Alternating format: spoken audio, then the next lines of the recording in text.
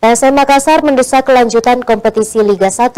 Pihak PSM menilai hal itu cukup penting mengingat peserta Liga membutuhkan pemasukan untuk membiayai operasional termasuk gaji pemain. Pasca tragedi Kanjuruhan, kompetisi Liga 1 Indonesia hingga kini belum mendapat kepastian kapan akan digelar kembali. Seluruh tim termasuk supporter telah menantikan kabar baik tersebut karena sudah hampir sebulan kompetisi dihentikan. Manajemen PSM Makassar mendesak agar kompetisi Liga 1 segera dilanjutkan kembali. Kelanjutan Liga cukup penting mengingat seluruh klub peserta membutuhkan pemasukan untuk membiayai operasional termasuk gaji pemain yang terus berjalan. Selain itu, manajemen PSM juga mendukung Kongres Luar Biasa atau KLB yang diusulkan oleh beberapa klub dengan catatan digelar sesuai statuta. Namun pihak PSM tidak mendesak penyelenggaraan Kongres.